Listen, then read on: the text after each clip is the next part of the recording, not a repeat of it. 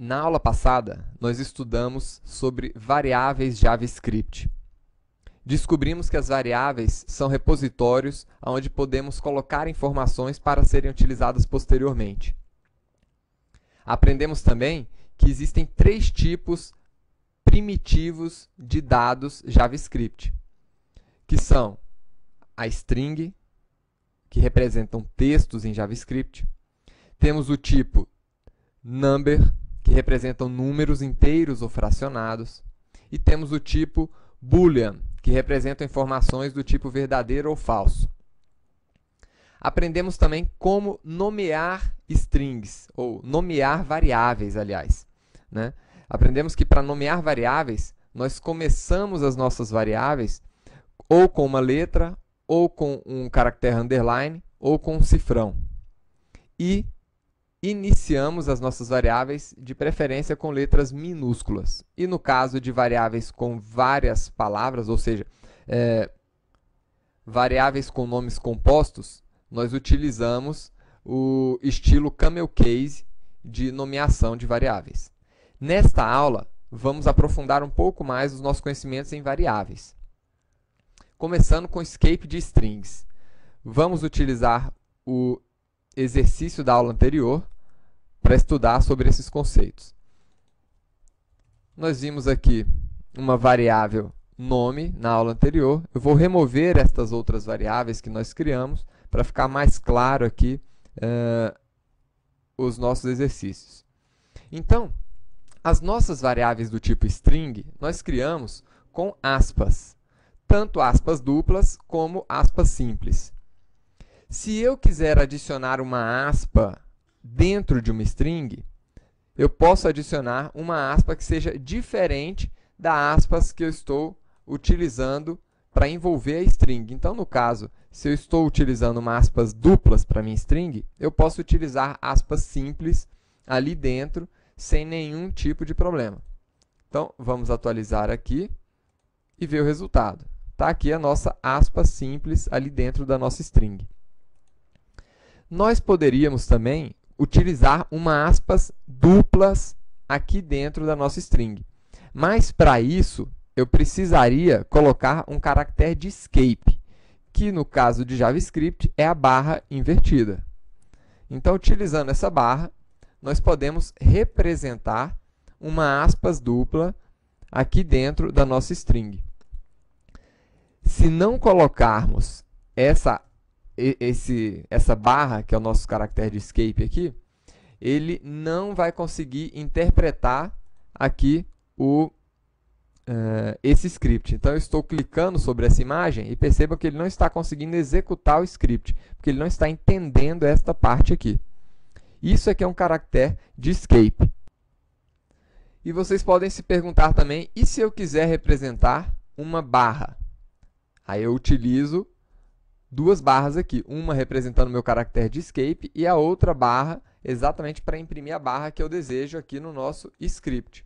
Então, está aqui a nossa barra sendo representada aqui na nossa string. Para representar quebras de linha, eu também tenho um caractere especial. Então, por exemplo, quero colocar Ricardo e em uma outra linha, Lopes. Então, eu utilizo o caractere de escape barra N para representar uma quebra de linha. Então, está aqui o resultado, né? E nós temos vários outros caracteres que a gente poderia estar representando aqui. Vamos pegar, por exemplo, um caractere japonês, né? Então, que é um caractere Unicode aqui, 7231 é um caractere que representa aqui o símbolo para amor. Então, vamos ver aqui o resultado. Vou colocar antes aqui um caractere de quebra de linha. E logo em seguida o caractere do símbolo de amor. Então, está aqui. Ricardo Lopes e aqui embaixo o caractere Unicode em japonês. Se vocês quiserem aprender um pouco mais sobre caracteres Unicodes, existe um site que se chama unicode.org.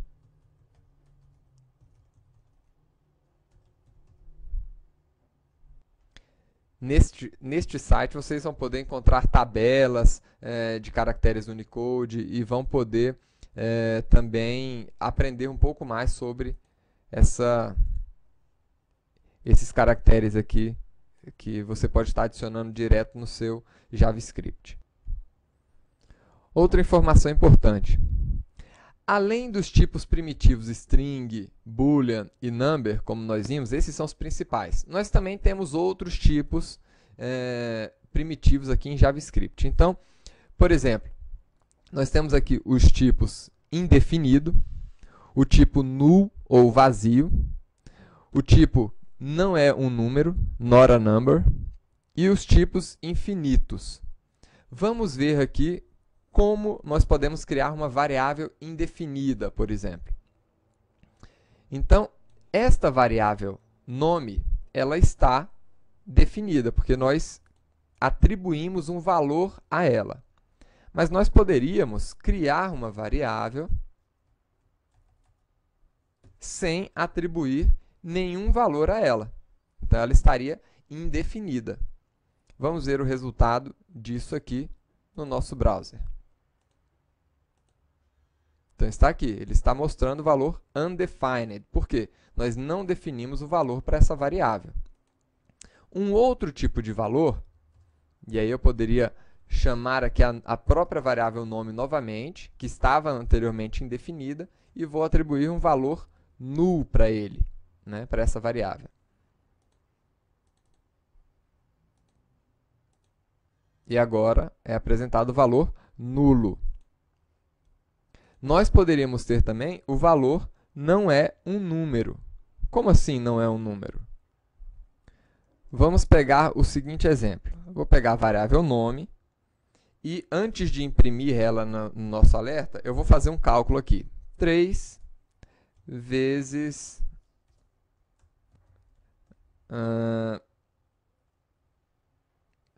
pessoas. 3 vezes pessoas. O que é isso? Isso é um número? Não, não é um número. Então, vamos ver o resultado aqui. NaN, not a number. Esse símbolo aqui indica que o JavaScript reconheceu que essa variável que nós estamos tentando calcular aqui, o valor dela, não é um número. E nós também temos os tipos infinitos. Vejamos, por exemplo, o seguinte número em notação científica. Tá? A notação científica, pessoal, ela é usada para representar números muito grandes ou muito pequenos. Então, esse número aqui representa um número extremamente grande. E esse é o maior número que o JavaScript consegue estar trabalhando. Então, vamos ver o resultado aqui. Aqui ele consegue representar esse número para a gente. Agora, se eu colocar um pouquinho maior esse número, ele já reconhece esse número como infinito. E esse número pode ser tanto um infinito positivo, como um infinito negativo, se eu colocar aqui um operador menos aqui no início desse número. Então, menos infinity. Que eu também poderia representar da seguinte maneira. Por exemplo, 2 mais o valor de uma constante, infinity.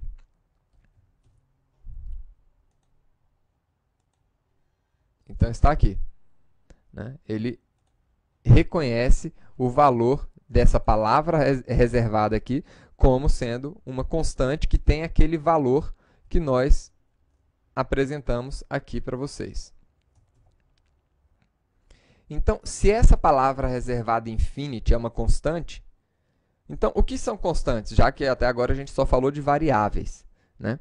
Então, as variáveis são dados, são repositórios onde a gente pode trocar os valores dela aqui dentro. Então, nós começamos com uma variável aqui indefinida. Então, vou até colocar o valor aqui undefined. Depois colocamos um valor nulo. Depois colocamos um valor que não era um número, not a number. E, por fim, criamos um valor infinito aqui. infinity.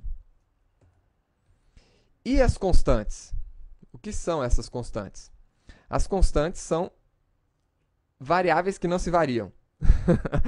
São exatamente repositórios onde, uma vez que você definiu o valor dela, esse valor nunca mais deverá ser alterado. Então, por exemplo, como é que eu crio uma constante? Com a palavra const, né? Dessa forma, eu estou criando um repositório nomeado aqui, onde eu não vou poder alterar o valor. Então, total, ou horas do dia. Horas do dia. Então, o número de horas do dia, que são 24 horas, é uma constante, nunca vai se alterar. Agora, por exemplo, se eu tivesse que informar aqui quantas vezes um determinado site foi acessado, isso é uma constante? Não. Esse é o tipo de informação que vai variar de tempos em tempos. Outra questão importante. Em geral, nós criamos as constantes com o nome em letra maiúscula, porque aí já fica fácil da gente identificar que isso é uma constante, e as variáveis com letras minúsculas fica fácil a identificação. Tá? Então, imagine algumas situações. Nós queremos representar aqui o espaço do território brasileiro. Eu representaria isso como uma variável ou como uma constante? Com uma constante, né? Por que uma constante? Porque o espaço do território brasileiro não vai se alterar. Agora, com qual repositório eu deveria representar a população do Brasil? Aí sim eu deveria utilizar como uma variável, porque a população do Brasil se altera de hora em hora. E assim nós concluímos aqui essa aula de hoje, tendo visto aqui escapes de string, os tipos primitivos aqui undefined, null, not a number e infinite, sabendo que o infinite, essa palavra reservada especificamente, é uma constante, e constantes são dados que você não altera. Então, por exemplo, a gente não poderia, uma vez que nós declaramos essa constante aqui, o JavaScript não permite que a gente altere o valor dessa constante, como nós podemos fazer aqui com essa variável nome que nós declaramos aqui. Então é isso, pessoal. Até a próxima aula.